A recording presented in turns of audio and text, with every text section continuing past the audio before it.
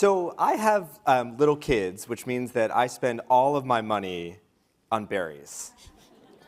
And a few years ago, I noticed a new kind of Driscoll's berries, Sweetest Batch berries. They are juicy and they're flavorful, and everyone in my house was very quickly very obsessed with them. And we're going to talk about them, but first I think we should try them. So in front of me here, which I did not drop while coming up here, I have one organic Driscoll's blueberries and one Driscoll's Sweetest Batch blueberries. And I haven't told you which one is which. Total setup.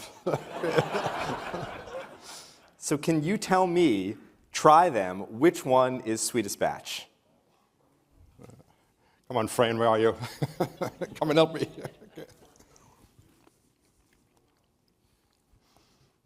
Those are not bad. Where do you get these? I got them at the Whole Foods across the street. That one was Sweetest Batch. Are you sure? Yes. Final answer? Yeah. You're right. These are the Sweetest Batch ones. So, but let's talk about these. You used to trash these. Why were you throwing out your best tasting berries for so long? And why bring them out? Why bring them to stick around? Yeah, it was, we had this really, really good blueberry that it was not very productive.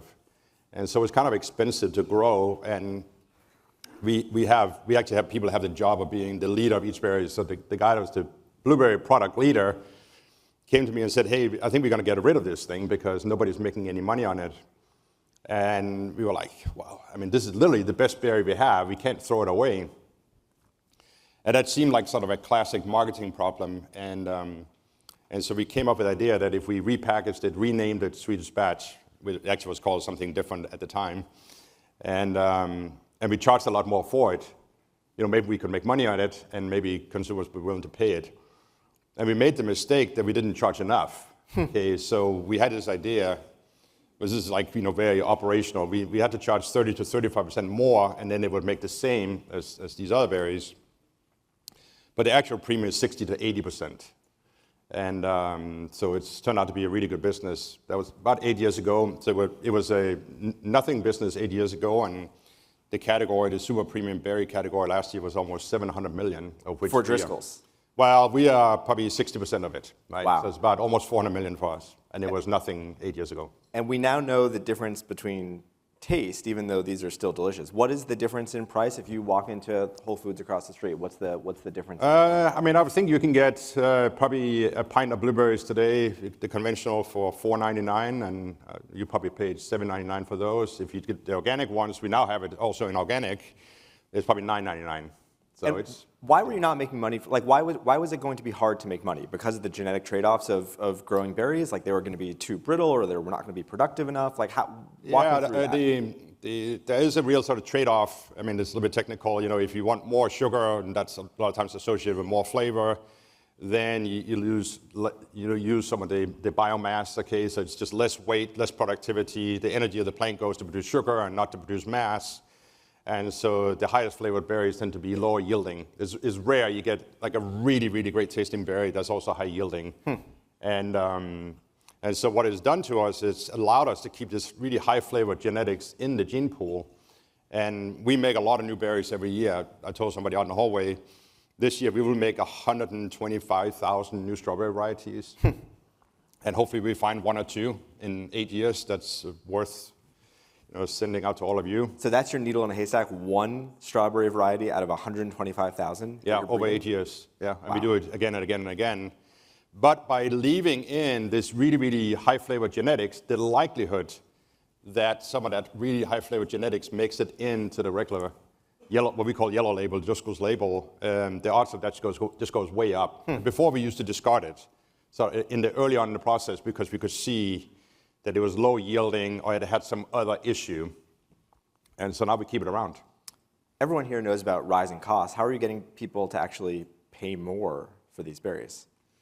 Yeah, I mean, I think consumers today are really interested in also experiences. So it's a bit the K-shaped economy, right? There are consumers that definitely want to pay more for the experiences, while they also want to go to Aldi and save money at the same time. And it's a little bit more the middle of the market, right? That's hurting. And I think you're hearing this from other brands. Even this morning, you heard it a little bit already.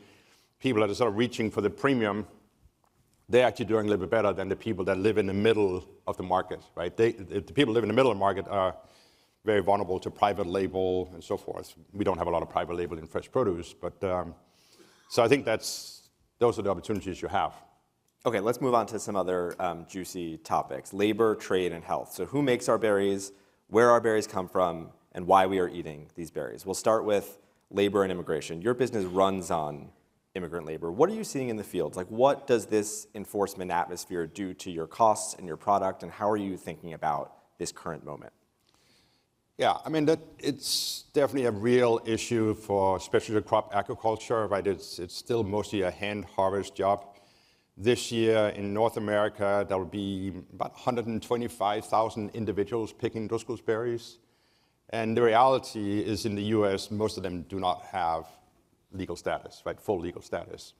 And this is a problem that's been around since the late 1960s, and we have been unable to solve it. There were attempts during the Reagan administration, left a big loophole, so the problem came back. We have seen under the Trump administration a reform of what is our guest worker program, so that's called the H-2A, seasonal guest workers allowed to come in for agriculture. Doesn't help our friends in the year-round, like dairy and the meat industry, but it does help in our industry. We do not use H-2A guest workers very much in California because it has a housing component that's required. And if you live in California, or been to California, housing is very, very expensive. So it is still a sort of unresolved issue. Now, I say that, and I will be quick to say is we have not seen significant or even any ICE raids on berry farms in California. So, I mean, I cannot tell you that that's official policy or anything like that, but I think there is an understanding within the administration that if they go after this workforce, it will be literally 2 weeks before we run out of certain products. It will take 2 weeks. It's not a hypothetical. That is essentially what happened in Australia during COVID, where they sort of had a similar dysfunctional immigration system. And they got a new immigration law in 2 weeks. Okay, they've been working on it for 30 years. It took 2 weeks. And I just hope we don't need to have that kind of crisis to get a new immigration reform. So it's a very important issue, but we are getting by today. And if that were to happen in that 2-week stretch, how long does it take to reach consumers?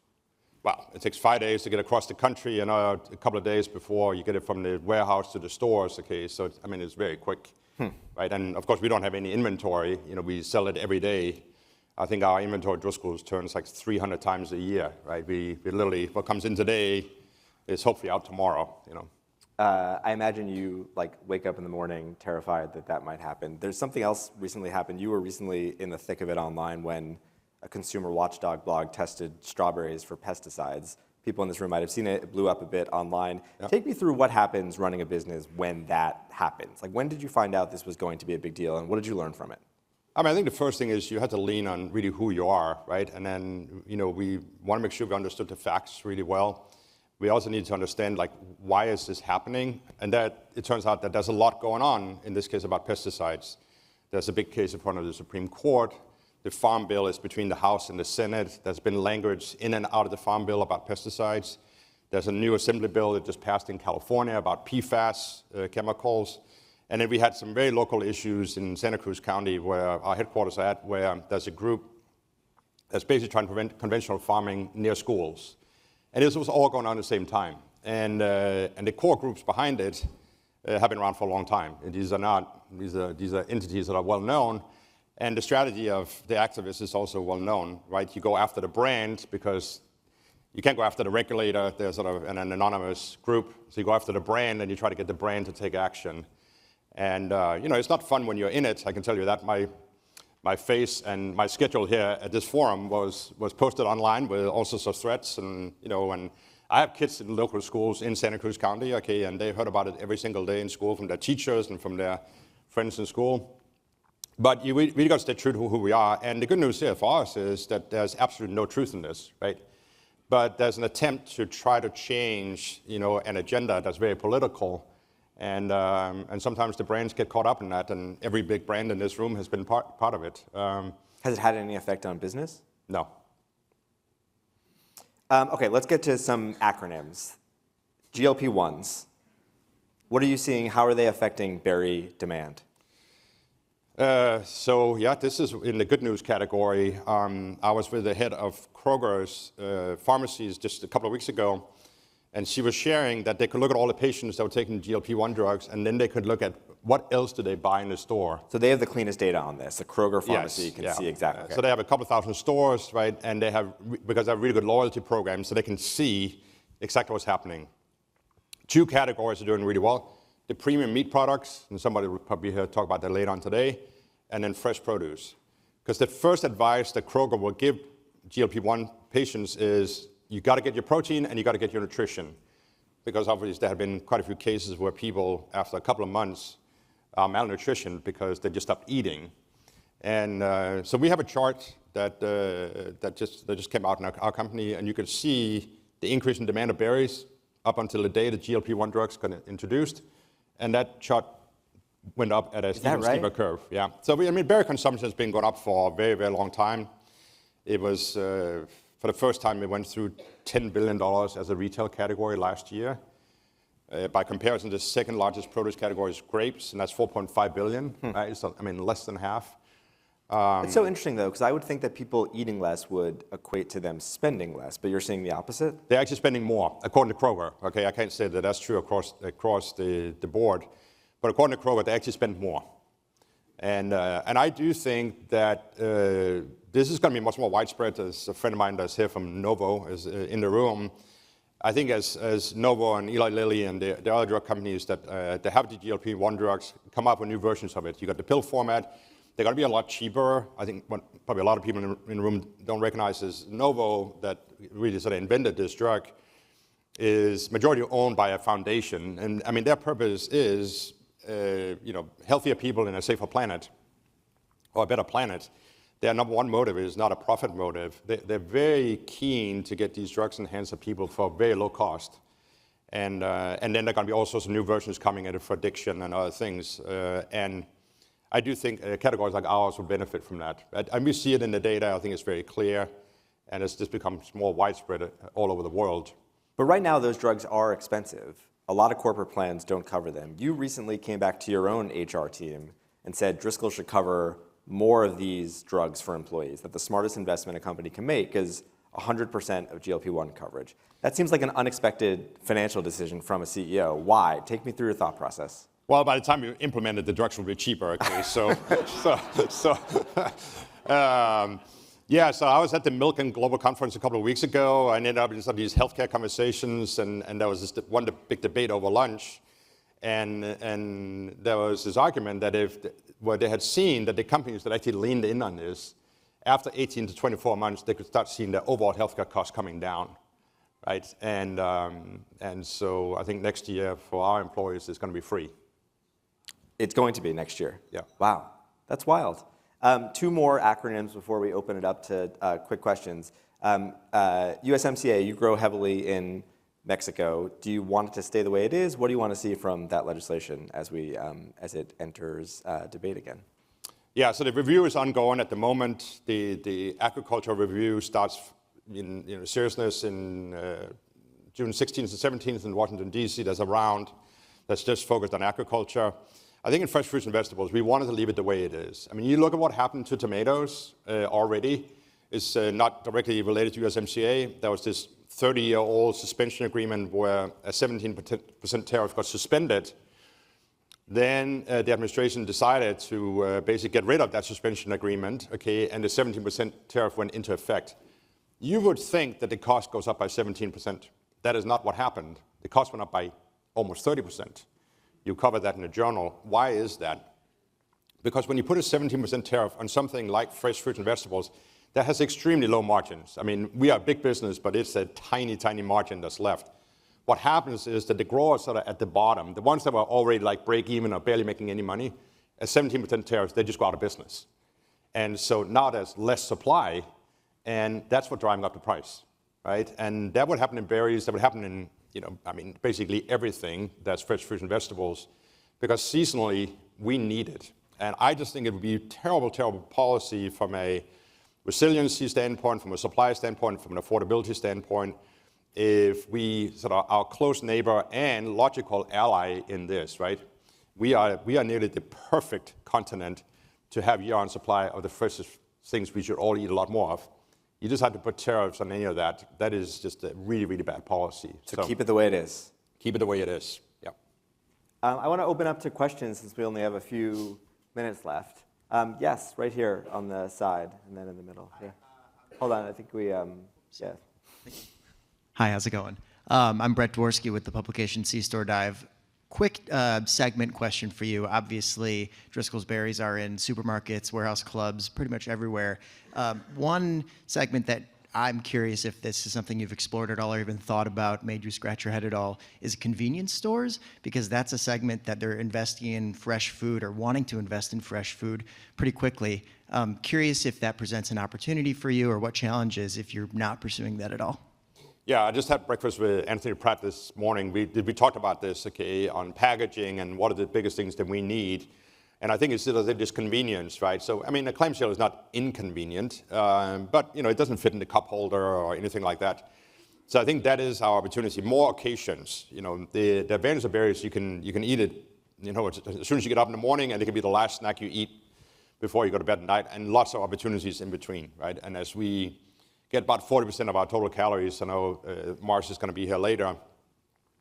We get 40% of all our calories from snacking, and berries is obviously a very good, healthy snack to eat. And so for us to make it a little bit more convenient by thinking differently about packaging, so it's definitely on our radar screen. And we have a very cool new, we call it a rainbow pack. It's 3 different berries in one, but they're actually little compartments that you can pop out. So you can pop out the blueberries, pop out the blackberries, and pop out the raspberries. So I think it's only in Kroger today, but it's about to go nationwide.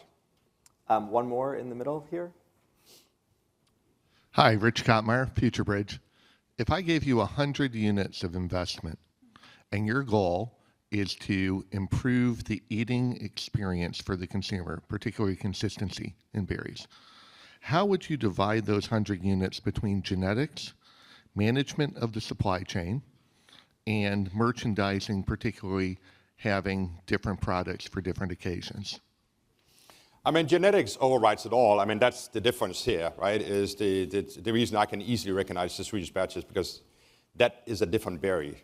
So when you buy Driscoll's berries, they're all different than anybody else's berries. So that is the thing that sets Driscoll's apart. And you think about the brand and the business we have built over the last 75 years.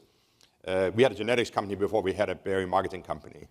And so that is the core of it. So I would say that's what get the majority of it.